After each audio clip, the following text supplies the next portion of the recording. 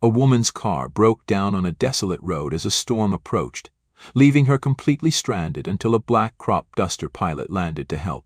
After hearing the story behind her journey, the man risked everything to get her to her destination the next morning. His small plane was intercepted by an F-22 fighter jet, turning an ordinary rescue into an incredible story. The sun hung low over the sugarcane fields of Willow Creek, Louisiana, casting long golden streaks over the land. The air was thick, heavy with the scent of damp earth, a warning of the storm creeping in from the west. Elijah Carter gripped the control stick of his Piper Pawnee, its leather worn smooth from years of use, and guided it over the fields with practiced ease. This plane had been his for over 20 years, a workhorse that had kept him in the air long after most men his age had slowed down. He never had the chance to fly the jets he used to dream about as a kid, never made it past the family farm to something bigger, but the sky was still his. The radio crackled to life. "Eli, storm's coming in faster than expected. You should get your ass on the ground." Lewis never wasted words. Elijah exhaled, already angling toward his makeshift landing strip, but as he descended, something caught his eye. A silver Mercedes sat parked haphazardly on the dirt road, hazard lights flickering weakly through the dimming light. Beside it, a lone figure, a woman, older, wrapped in a long coat, waved a white handkerchief. Elijah's grip tightened. People didn't just get lost out here. Willow Creek wasn't a town for passing through.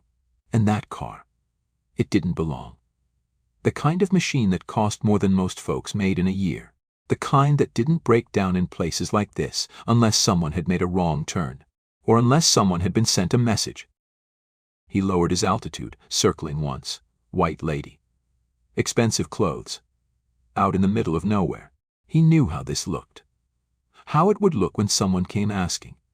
He'd seen that movie before, and it never ended well for the black man in the scene.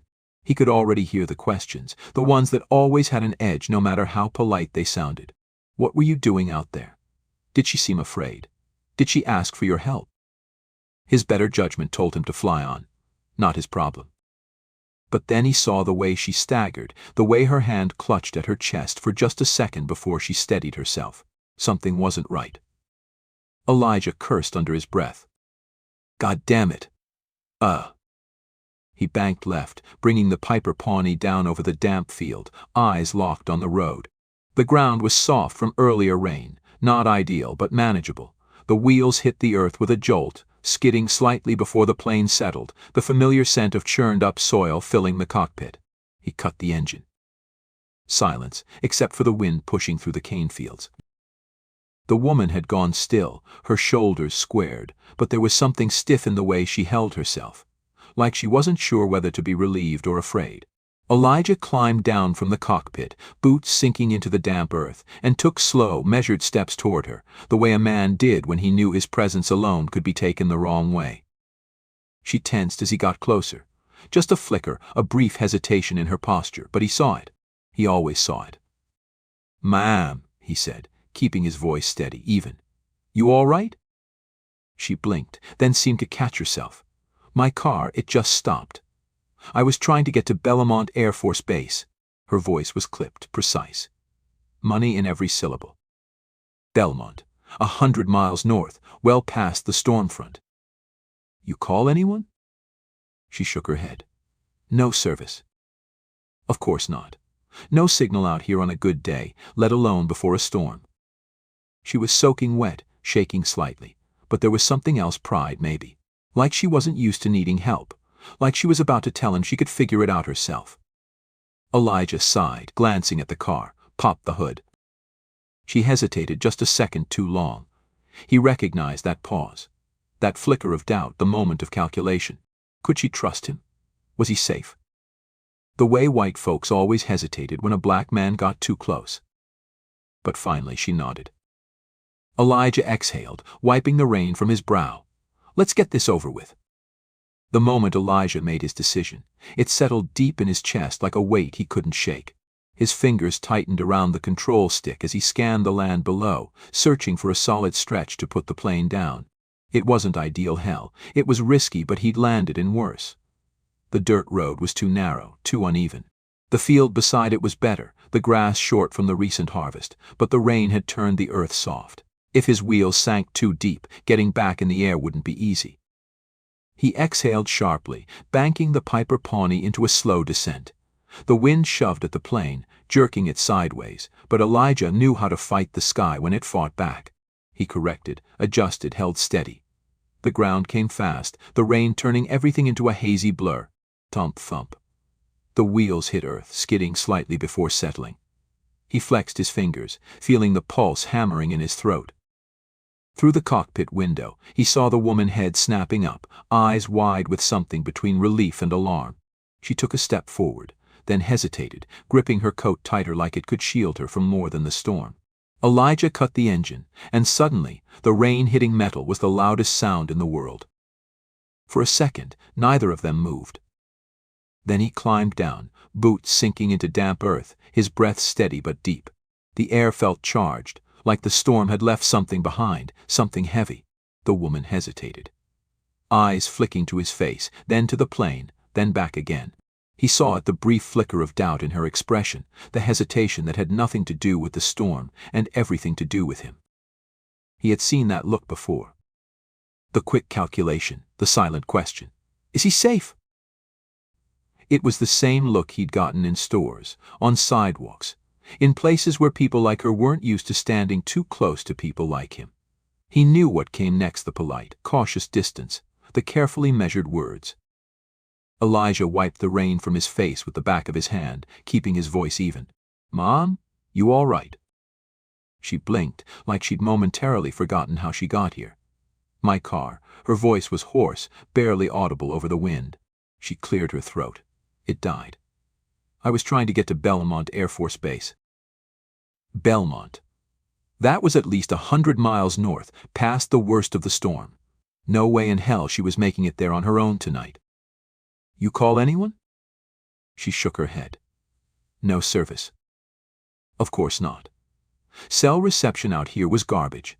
On a night like this, with the storm wrecking the towers, she might as well have been stranded in another century.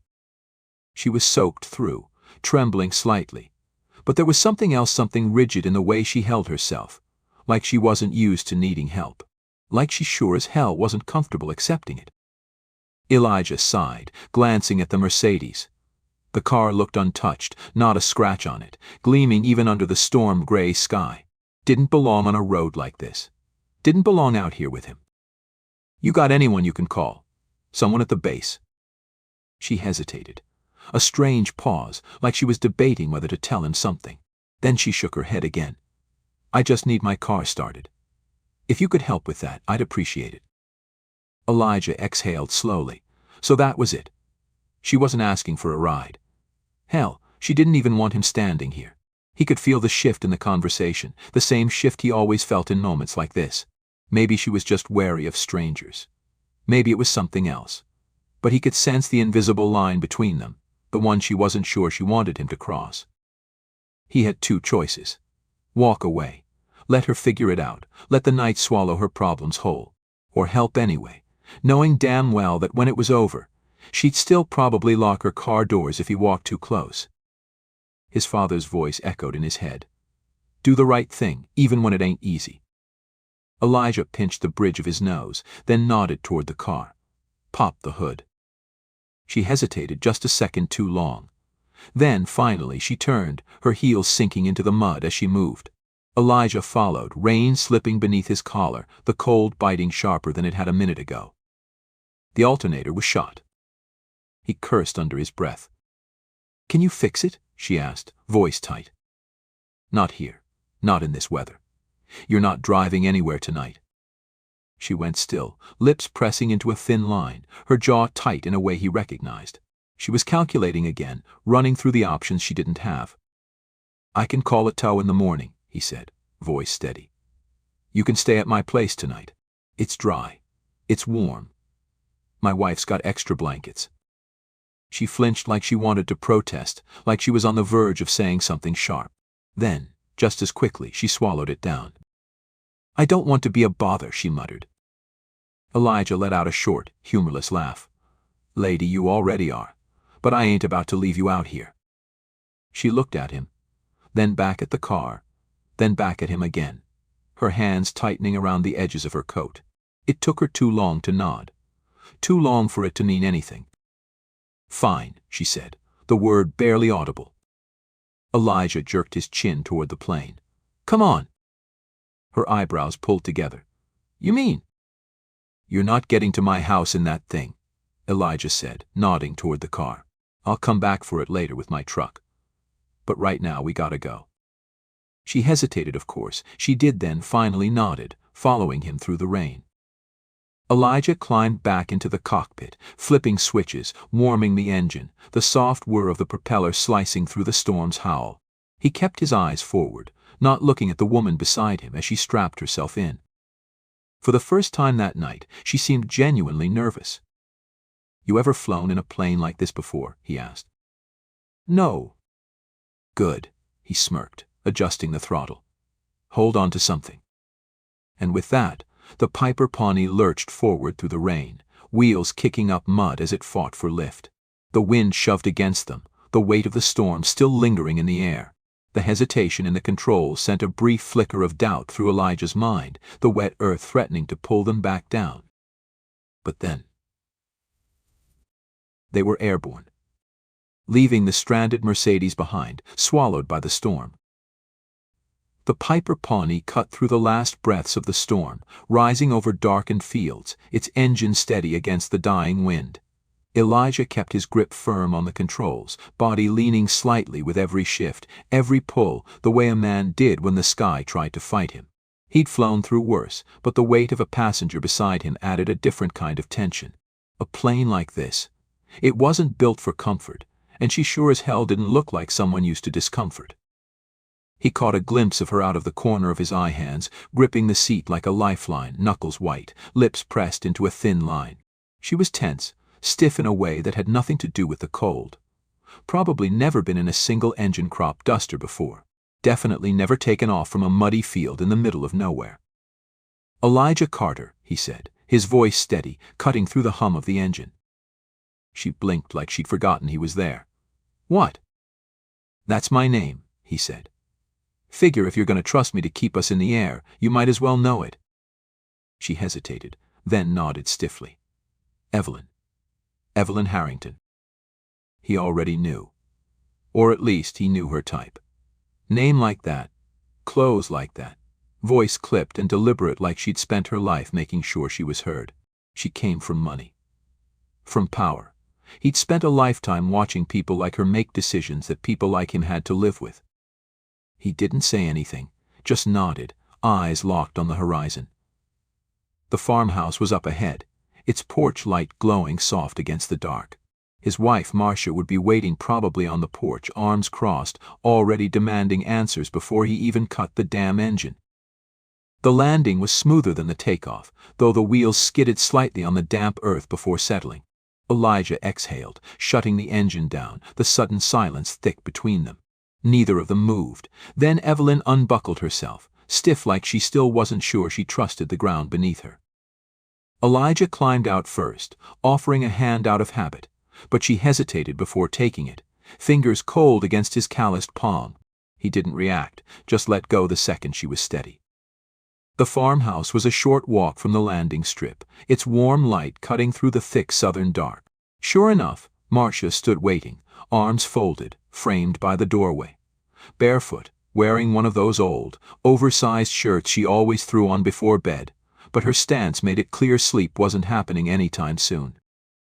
"Elijah Carter," she called as they approached. "I swear to God, if you tell me you just dragged some poor woman out of the storm in that damn plane." "Wasn't gonna leave her there," he interrupted, shaking the water from his sleeves. Marcia's gaze flicked past him, landing on Evelyn, taking her in all at once, the soaked clothes, the tight shoulders, the exhaustion in her face. Something shifted in her expression. "Well, get inside before I all freeze to death," she muttered, stepping aside.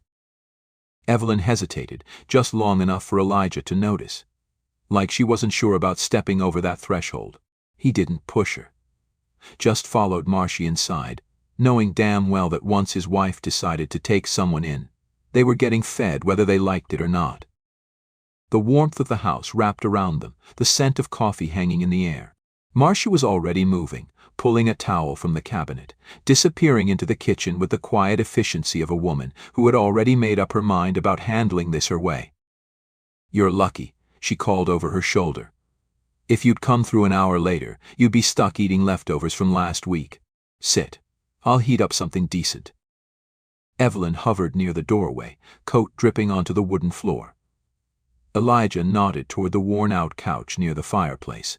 "Go on, take a seat." She did, carefully, like she was afraid she might break something. He didn't blame her. This wasn't the kind of house she was used to. The furniture was old but sturdy, the walls lined with photos of a life lived in one place, in one small corner of the world.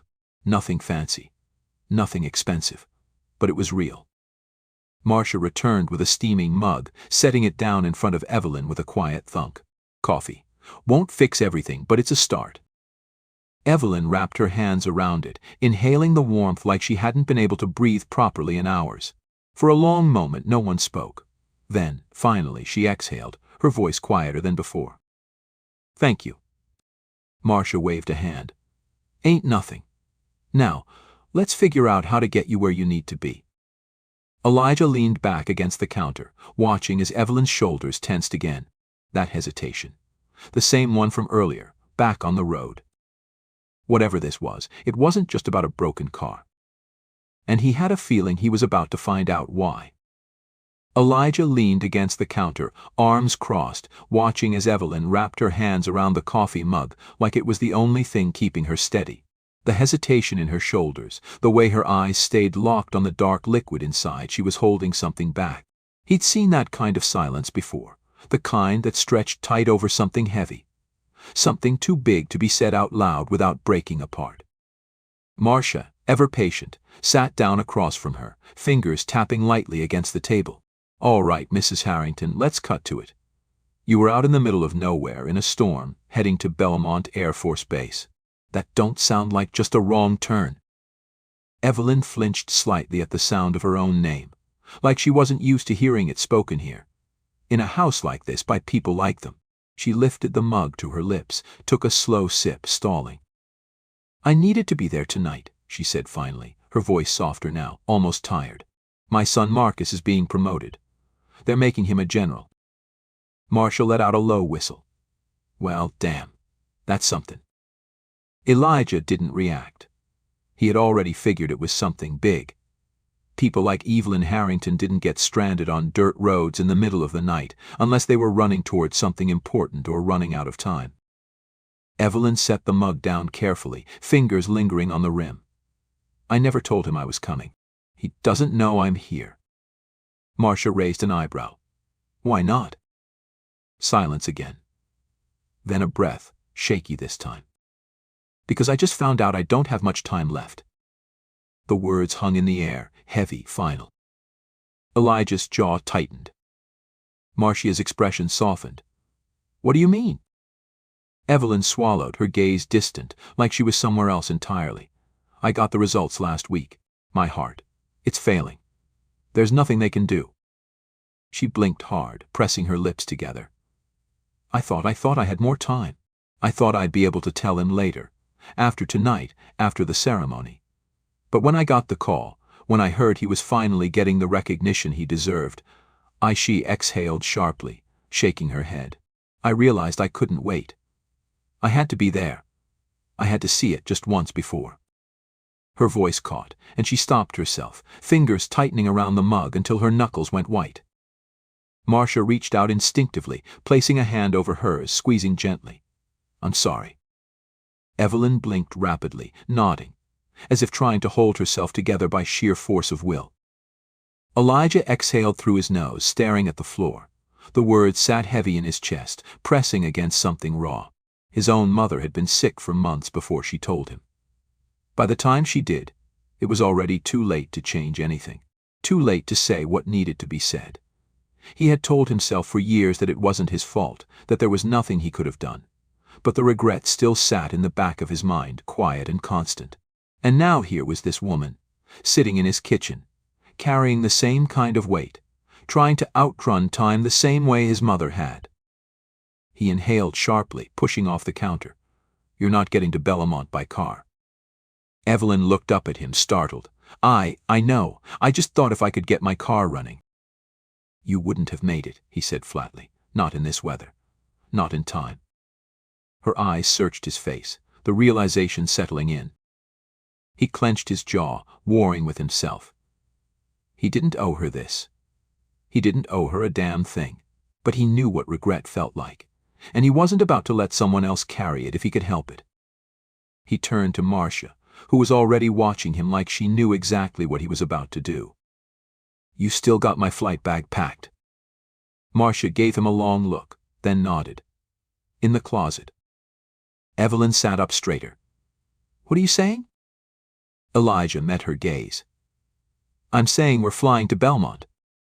For the first time since she'd walked into his home, the ice in her expression cracked, just a little. "You'd do that?" she asked, voice barely above a whisper. Elijah shrugged, heading for the door. "Ain't about you, lady. It's about what you'd regret if you didn't go." And without another word, he grabbed his coat and disappeared into the rain. Elijah barely heard the door slam behind him as he stepped out into the rain. The air was thick with the lingering weight of Evelyn's words, but he pushed it aside, moving with the kind of certainty that came when a man knew what had to be done. He crossed the yard in long strides, the muddy ground sucking at his boots as he headed straight for the Piper Pawnee. The rain had let up some, but the winds still carried the remnants of the storm, gusting through the open fields, rustling the trees that lined the property. He'd flown in worse, but tonight wasn't about skill. Tonight was about time. The farmhouse door creaked open behind him, and he heard Marcia's voice, steady but laced with something that almost sounded like resignation. "You sure about this?" Elijah didn't turn. He just climbed onto the wing, unfastening the straps that held the cover over the cockpit. "She won't make it otherwise." A pause. Then the soft sound of footsteps as Marcia came closer. He could feel her gaze on him, the weight of years spent knowing each other, knowing how his mind worked. She didn't argue, didn't try to stop him. She never had, even when she probably should have.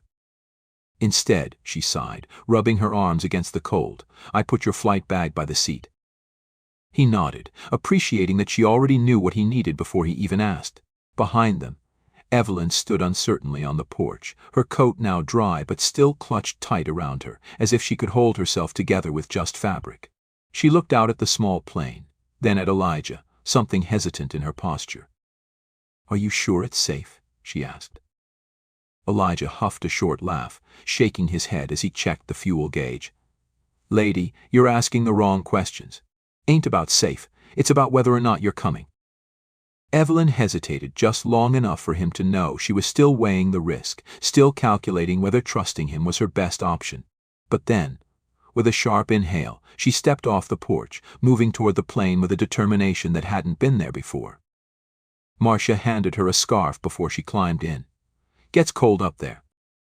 Evelyn took it without a word, her fingers brushing over the soft fabric before she tied it around her neck. Elijah didn't wait for her to settle. He was already climbing into the cockpit, flipping switches, feeling the familiar hum of the engine coming to life beneath his hands. The runway wasn't a runway, just a long stretch of packed dirt that had been flattened over the years from takeoffs and landings. But it was enough. It had always been enough. He pushed the throttle forward. The plane lurched, the wheels skimming over the uneven ground, bouncing once, twice then they were airborne. Evelyn gasped beside him, gripping the seat, her knuckles white. Elijah smirked. "Told you to hold on to something." She didn't respond, too busy looking out the window, watching as the farmhouse shrank beneath them, swallowed by the night. The storm behind, the mission ahead. They climbed higher, the turbulence rocking them slightly as the last of the storm faded into the distance. The world stretched out below them, darkened fields, winding roads, the occasional glow of a distant porch light. The sky above was vast and endless, a deep inky black speckled with stars, interrupted only by the occasional wisp of cloud. For a while neither of them spoke. The only sound was the steady drone of the engine, the rhythmic hum of the old machine that had carried Elijah through more seasons, more harvests, more storms than he could count. Then, finally, Evelyn spoke. "How long will it take?" Little under an hour, Elijah said, adjusting the altitude slightly. She nodded, then hesitated before adding, "You didn't have to do this." Elijah exhaled slowly, keeping his eyes on the horizon. "Yeah, I did." Silence again. But this time it was different, less heavy. Then, the radio crackled to life. Unidentified aircraft approaching Belmont restricted airspace. Transmit identification immediately. Elijah's stomach clenched. He had expected this, but not this soon. He grabbed the radio, keeping his voice calm. "This is Piper Pawnee, civilian aircraft, en route on a humanitarian flight." A pause. Then a second voice, sharper, more authoritative. "Civilian aircraft, you are entering restricted airspace. Alter course immediately, or we will be forced to respond." Evelyn stiffened beside him. "What does that mean?" "It means," Elijah muttered, eyes scanning the darkness ahead, "they don't like surprises." And then, out of nowhere, a shadow streaked past their left wing, fast and deadly. Elijah barely had time to react before another dark shape emerged from the night, keeping pace with them on the right. Fighter jets. F-22s. His breath came slow and measured. He had dreamed of flying one of those once. Now they were hunting him. The radio crackled again. "Piper Pawnee, you are in violation of airspace protocol. This is your final warning. Alter course now." Evelyn gripped his arm, her voice tight with panic. "Elijah." He ignored her, grabbed the radio again.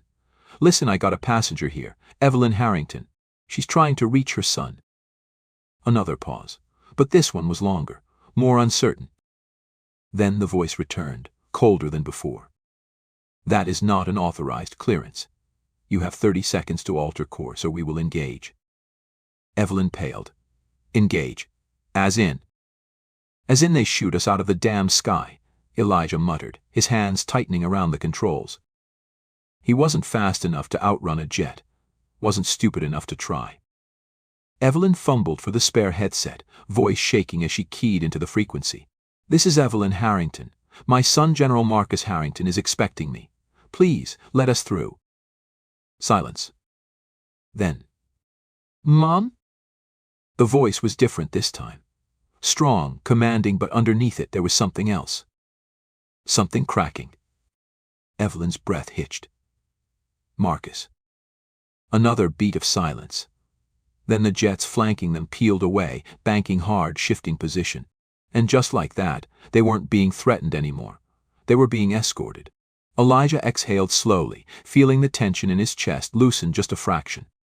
He didn't look at Evelyn, but he could hear it in her breath, the way it shook slightly, the way her hand trembled as she wiped at her eyes. She had made it. The hardest part was over. Or at least, he thought it was. Because as they approached Belmont, the runway lights illuminating the base below, he saw what was waiting for them on the ground. A full honor guard, and standing at the center of it all a man in uniform, shoulders squared, his face unreadable. General Marcus Harrington, waiting for his mother, waiting for an explanation. And Elijah had the distinct feeling that this night was far from over. The Piper Pawnee touched down with a smoothness that betrayed the tension coursing through Elijah's body. His hands were steady on the controls, his breathing even, but his pulse hammered in his ears. As they rolled to a stop, the reality of where they were settled over him like a weight. This wasn't his field back home. This wasn't some quiet back road where no one asked questions. This was Belmont Air Force Base, and they weren't just expected, they were being watched. The honor guard stood in rigid formation, their dress uniforms crisp under the floodlights. High-ranking officers gathered just beyond them, their polished boots glinting against the tarmac. But Elijah's focus was locked on one man, the broad-shouldered figure standing at the center of it all. General Marcus Harrington. He was still. Too still. Hands clasped behind his back, chin lifted in that rigid, disciplined way military men carried themselves. But his eyes were locked onto the small, unassuming plane in front of him. And there was something in them that didn't match the rest of his stoic exterior. Something tight. Something breaking. Beside Elijah, Evelyn barely moved. She had been composed the entire flight, but now she seemed almost afraid to reach for the door. Her hands trembled slightly as she unfastened the belt. He could see the way her throat worked as she swallowed hard, as if she were trying to find the right words before she even set foot on the ground. But there were no right words for a moment like this. Elijah climbed out first, boots hitting the pavement, the humid night air thick around him. He moved with the same quiet steadiness that had carried him through every storm in his life. He wasn't military, didn't belong here, but for some reason he had been the one to bring her here. And now, there was nothing left for him to do except step back and let them face each other. Evelyn hesitated only a moment longer before she followed, her steps slow but deliberate as she descended onto the tarmac. The weight of eyes on her was almost palpable, but she didn't acknowledge them. Her world had shrunk to the man standing a few feet away. For a long time, Marcus didn't move. His jaw flexed. His eyes flickered not just with confusion, but with something raw, something deeper. Then, with a sharp exhale, he took a step forward, his composure cracking just enough for the words to escape. "Mom?" Evelyn inhaled sharply. For all the rank, all the power, all the steel in Marcus Harrington's voice when he had spoken over the radio, he suddenly sounded like nothing more than a son who had not expected to see his mother standing in front of him tonight. She let out a shaky breath, a laugh that wasn't really a laugh, just a sound of relief. "I made it." Marcus's eyes swept over her, as if checking for something wrong, something broken, something he had missed. Then, before she could say anything else, he closed the distance between them in 3 long strides and pulled her into his arms. She let out a quiet gasp against his shoulder, but then she held on to him like she might never get another chance. And maybe she wouldn't. Maybe that was the thing that had driven her here through a storm, past every hesitation, past the fear of the unknown, the knowledge that there was no more time to waste. The silence stretched, thick with things unsaid. When Marcus finally pulled back, there was a tension in his face that hadn't been there before. "You should have told me." Evelyn wiped at her eyes, nodding. "I know." His gaze flickered briefly past her, to the small, beat-up crop duster that had delivered her here, then to Elijah. Elijah met his eyes, already preparing for whatever was coming. He'd been glared at by men with far less authority and far worse intentions. But Marcus only exhaled, shaking his head slightly. "You flew her here, through restricted airspace." Elijah shrugged, adjusting his cap. Figured it was quicker than a tow truck. For a moment there was silence. Then one of the F-22 pilots who had intercepted them earlier stepped closer, helmet tucked under his arm. "Sir, you should have seen it. He handled those crosswinds better than some of our guys in training." Elijah smirked, just a little. "Spent my whole life dodging trees and barns. Your jets are a lot easier to work around." A laugh rippled through the gathered officers, just enough to break the tension. Marcus looked at his mother again, something softer in his gaze now, something grateful and weary all at once. Then, finally, he turned back to Elijah, reaching out his hand. "Thank you." Elijah studied him for a moment, then took his hand, giving it a firm shake. "Just did what needed doing," he said simply. Marcus nodded. "Yeah, not a lot of people would have." Elijah didn't answer that, just released his grip and took a step back, letting them have their moment. He had done what he came to do. The rest was up to them. Later, as the ceremony wrapped up and the crowd thinned, someone found Elijah near the hangars, looking up at one of the parked F-22s. "You ever been inside one?" He turned to see Marcus standing beside him, arms crossed. Elijah huffed a small laugh. "Nah, had a different flight path." Marcus studied him for a beat, then jerked his head toward the jet. "Come on." Elijah frowned. "What, you giving tours now?" Marcus just smirked. "Let's just say I owe you one." Elijah hesitated for half a second before following him. The 2 men stepped up onto the platform, and for the first time, Elijah looked down into the cockpit of a fighter jet instead of up at it. He ran a hand over the edge of the seat, taking in the countless dials, the sleek black panels, the raw power contained within the machine. He let out a slow breath, shaking his head. "Damn!" Marcus leaned against the frame. "Different from a crop duster, huh?" Elijah chuckled. "Yeah. A bit more paperwork, I imagine." Marcus laughed, shaking his head. They stood there for a while, looking at the aircraft, looking at the sky. And for the first time, Elijah didn't feel like he was outside looking in.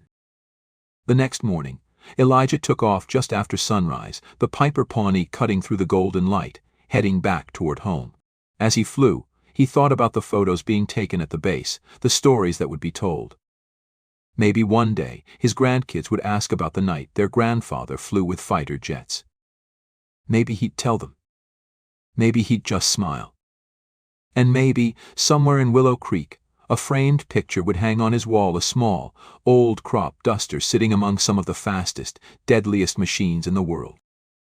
Proof that, for one night in the right moment, even the smallest plane could fly with giants. Join us to share meaningful stories by hitting the like and subscribe buttons.